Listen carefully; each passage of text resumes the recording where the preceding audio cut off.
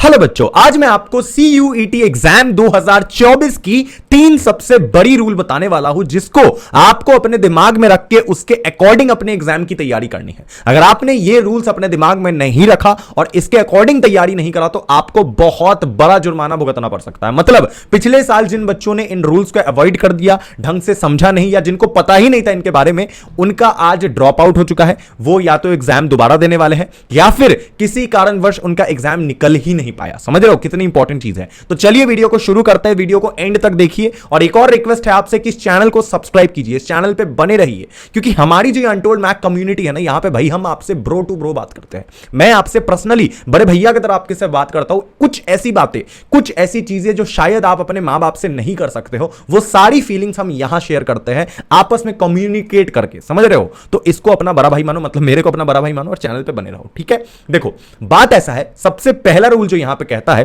कि तुम्हें अगर CUET 2024 एग्जाम के थ्रू भारत के टॉप कॉलेज में एडमिशन लेना है, जैसे कि दिल्ली यूनिवर्सिटी के SRCC में एडमिशन लेना है, सेंट स्टीफन में लेना है, हिंदू में लेना है, मिरांडा हाउस में लेना है, तो उस केस में तुम्हें अपना जो पेपर है वो वही देना पड़ेगा जो तुम्हारे क्लास 12th में है। उसके अलावा अगर तुम कोई और पेपर देते हो तो तुम उस पर्टिकुलर कोर्स के लिए एलिजिबल नहीं रहोगे। समझ गए? नहीं समझे? मैं समझाता हूं। फॉर एग्जाम्पल, तुम्हारे पास तुम्हें करना है साइकोलॉजी ऑनर्स, तुम्हें करना है BA का कोई पर्टिकुलर कोर्स और तुम्हारी कॉमर्स की पेपर है, तुम कॉमर्स के स्टूडेंट रहे हो, क्लास 12th में सारे तुम्हारे अकाउंटेंसी, बिजनेस स्टडी, इकोनॉमिक्स वाले सब्जेक्ट है या फिर साइंस के फिजिक्स, केमिस्ट्री, मैथमेटिक्स वाले सब्जेक्ट है और तुम्हें BA का कोई कोर्स करना है, तो तुम सोच रहे हो कि नहीं मुझे हिस्ट्री करना है, साइकोलॉजी करना है, सोशियोलॉजी करना है, तो मुझे वो पेपर देना पड़ेगा। लेकिन नहीं, तुम्हें पेपर वही देना है जो तुम्हारे क्लास 12th में है। होगा तुम्हारा एडमिशन BA में, लेकिन पेपर तुमको वही देना है जो तुम्हारे क्लास 12th में है। तो चाहे तुम किसी भी कोर्स के लिए अप्लाई कर रहे हो, तुम्हें बस अपना जो CUET एग्जाम की जो तैयारी करनी है ना, वो वही पेपर की करनी है जो तुम्हारे क्लास 12th में है।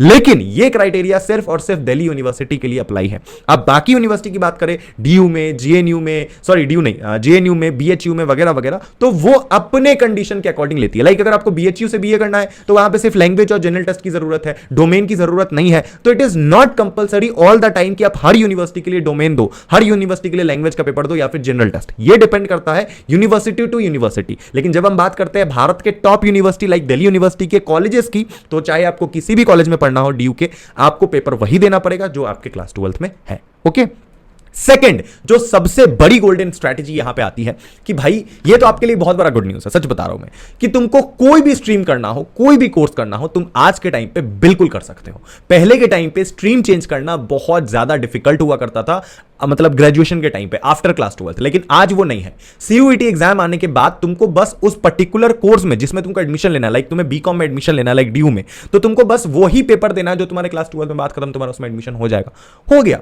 तो स्ट्रीम चेंज करना it is very easy nowadays. इसमें ना ही कोई डिसएडवांटेज है, ना ही किसी तरीके का कोई प्रॉब्लम है। हाँ, एक लिमिटेशन जरूर है यहां पे, एक रोक है। ऐसा तो नहीं कि भैया कुछ भी कहीं मतलब आर्ट्स के स्टूडेंट और साइंस का कोर्स पढ़ने चलेगा, ऐसा नहीं हो सकता, क्योंकि कुछ कोर्सेज ऐसी होती है जिसमें कोई स्पेसिफिक सब्जेक्ट की रिक्वायरमेंट होती है। मान लो कि साइंस का कोई कोर्स है BSc ऑनर्स, तो उसमें बोल रखा है कि मैथ्स इज कंपलसरी या फिर physics is compulsory in class 12th। Okay, तो अगर आपका वो सब्जेक्ट है ही नहीं तो आप फिर कैसे ले सकते हो? लेकिन फॉर एग्जांपल तुम्हें कॉमर्स के कोई सब्जेक्ट में एडमिशन लेना है, BA में एडमिशन लेना है, साइंस के भी कभी ना कभी कोई ऐसा सब्जेक्ट होता ही है जिसमें कोई पेपर की लिमिटेशन नहीं होती है। आपके क्लास 12th में बस जो सब्जेक्ट है वो दीजिए, भले आप आर्ट्स के स्टूडेंट क्यों ना हो, आप कॉमर्स में बिल्कुल एडमिशन ले सकते हो, या फिर आप साइंस के स्टूडेंट हो, आप आर्ट्स कॉमर्स किसी में भी एडमिशन ले सकते हो। तो स्ट्रीम चेंज करना बहुत ईजी है। अगर आप एक साइंस के स्टूडेंट हो, अगर आपको BHU से BA करना है तो आप सिर्फ लैंग्वेज जनरल टेस्ट का पेपर दे दो, आपका उसमें एडमिशन हो जाएगा, बात खत्म। आपको PCM वगैरह के देने की जरूरत नहीं है। अगर आप एक साइंस के स्टूडेंट हो, अगर आपको JNU में एडमिशन लेना है तो अगेन वही केस, लैंग्वेज और जनरल टेस्ट दे दो, हो गया, बात खत्म।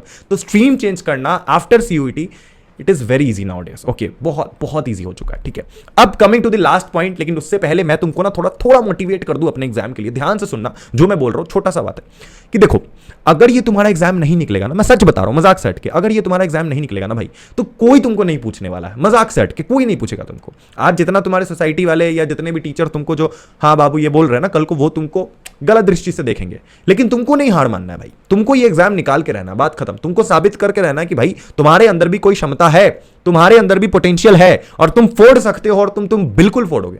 तुम उखाड़ के दिखाओगे भाई कि हम भी कुछ कर सकते हैं। भाई हम भी, तुमने क्या समझ रखा है, हमको कम समझ रखा है क्या? माँ बाप के इतने एक्सपेक्टेशन है तुम्हारे ऊपर, भाई बहन सबके एक्सपेक्टेशन है, चाचा चाची पूरा, मतलब आई थिंक तुम्हारे माँ बाप की इज्जत की बात है भाई, इज्जत का सवाल है, सोच लो। टॉप कॉलेज फोड़ना है तो फोड़ना है। हाँ ठीक है, अगर कम स्कोर आ गया तो अलग बात है, बात खत्म, वो बाद में देखी जाएगी, लेकिन अपनी मेहनत में जरा सी भी कमी नहीं होनी चाहिए, ये याद रखना तुम बस। तुम अगर मेहनत करोगे ना तो ऊपर वाला सब देख रहा है, वो तुमको फल जरूर देगा, तुम मेहनत करो, ठीक है।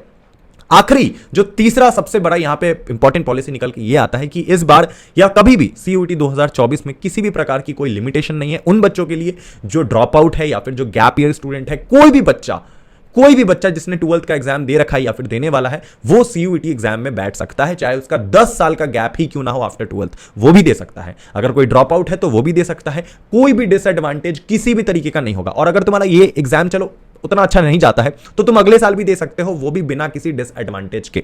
समझ गए?